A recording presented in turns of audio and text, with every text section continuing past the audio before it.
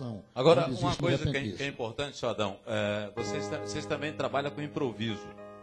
Ou as músicas criadas no repente de viola, elas já são formatadas antes, ou vocês trabalham também com improviso repentino da hora? É improviso da hora, do jeito que está aqui. Vamos dizer, eu estou aqui, você diz, olha, fala sobre isso aqui, vamos falar sobre este assunto.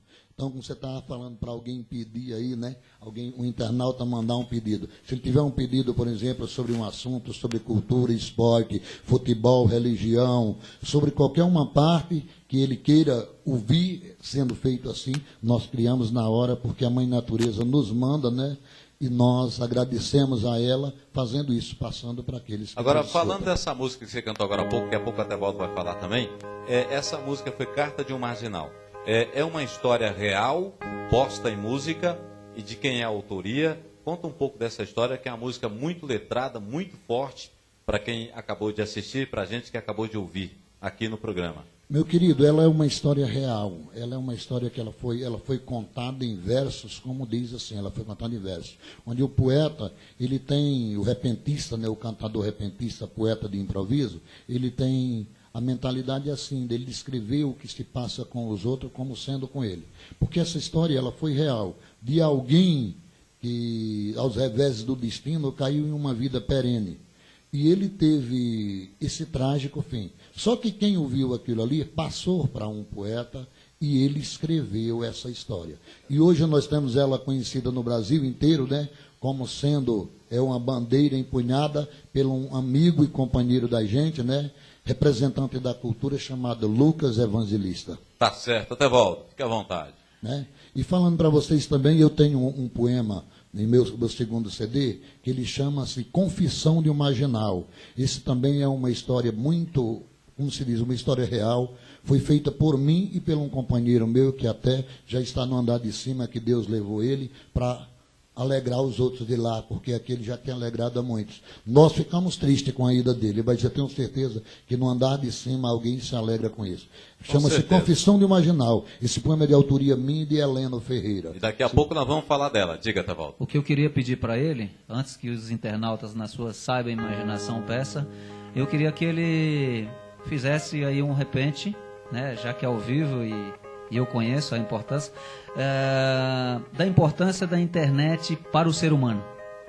Um repente no improviso, você quer dizer? No improviso. A internet no mundo hoje. Isso, a importância. Adão Fernandes, fique à vontade. E a gente aqui para ouvir.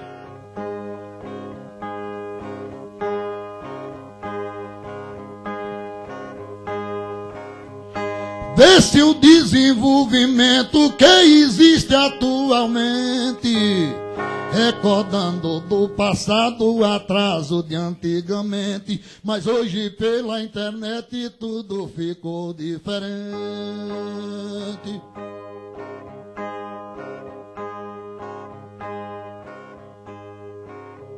Se vai em um ambiente para descobrir-se um segredo, se percorre o mundo todo, pois não precisa ter medo, usando a internet só com uma ponta do dedo. Se descobrir o segredo que ela tirou o manto, trouxe alegria para o povo, sepultou o nosso pranto, viajando o mundo inteiro, mesmo sem sair do canto.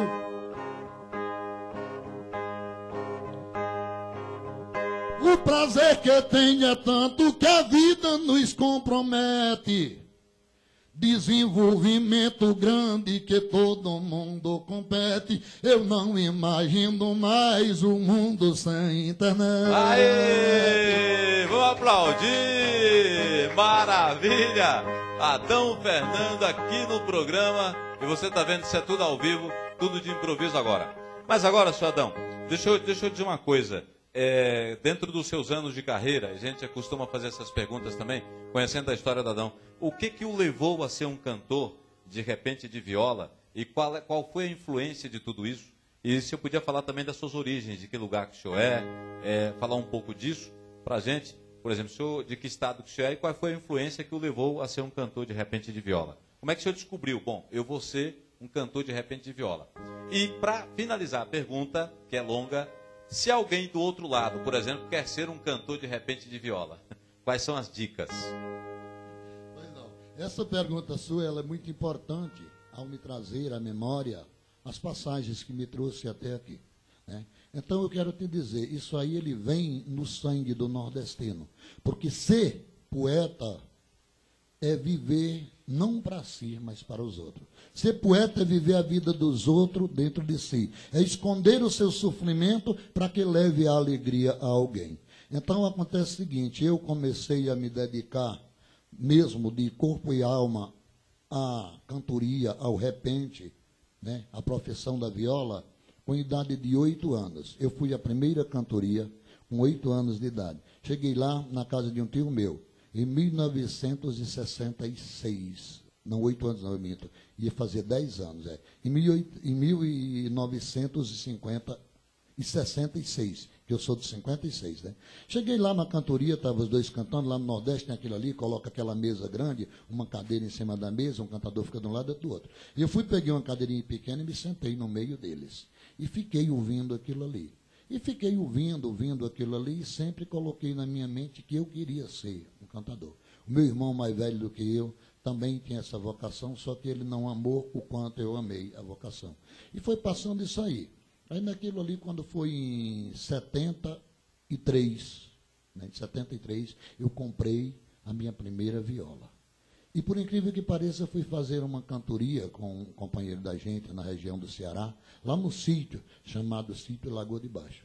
E nessa cantoria que a gente foi fazer, a minha irmã mais nova, ela não saía de casa de forma alguma. Meu pai não aceitava de jeito nenhum. E nesse dia ele abriu uma exceção, ele deixou ela ir comigo. E nessa cantoria, quando chegou na cantoria, né, ela fugiu dessa cantoria. Quando eu cheguei em casa, meu pai colocava toda aquela culpa em mim.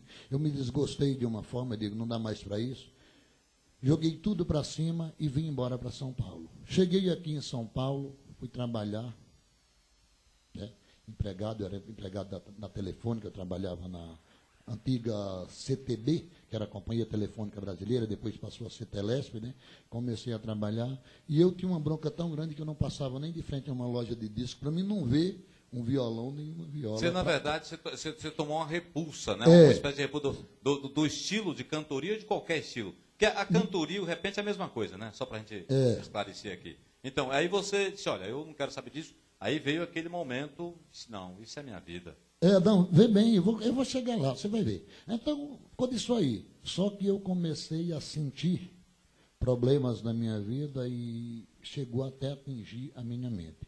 Eu fiquei 7 anos em tratamento psíquico. Cheguei ao ponto, como se diz, quase de ir para a loucura. Quando foi um dia, eu não estava, saí da sala da psiquiatra, não estava lá, ela disse, olha, é o seguinte, eu vou te encaminhar para uma amiga minha, talvez ela tenha uma solução melhor para você do que eu.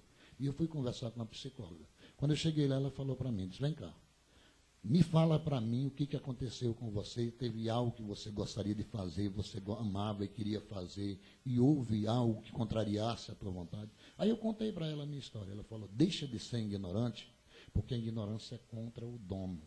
Faz aquilo que Deus te deu, porque é uma dádiva de Deus, não jogue fora. Aí eu saí dali, da sala, onde eu estava conversando com ela, passei no centro da cidade, ali na rua Prestes Maio, tinha uma banquinha de jogo do bicho. Veja bem como que é. Aí eu cheguei lá e joguei uma milhar. E acertei essa milhar. Quando eu passei lá, que eu vi que eu acertei aquele, eu fui receber aquele dinheiro, fui direto em uma loja, cheguei lá, comprei uma viola. Passei no Largo São Bento, tinha 2 cantadores cantando, João da Cabeleira e Azulão. E eu passei lá e mostrei para eles a viola. Aí tinha um amigo meu, que até eu tenho um poema em homenagem a ele também, chamado Brasiliano. A gente chamava Brasil da Paraíba. Aí ele pegou e afinou essa viola para mim. E eu comecei a me dedicar. Isso aí. Então faz 23 anos que eu estou vivendo da viola. Tá certíssimo. Uma bela história do Adão Fernandes aqui no programa. Eu queria que você cantasse agora uma música de sua autoria, né? Que você falou agora. Música escrita e poetizada por você mesmo. Tem alguma pergunta, Devaldo? Não, só isso mesmo. Só para ouvir. Fique à vontade, fique à vontade. Vamos ouvir aí Adão Fernandes com música de autoria.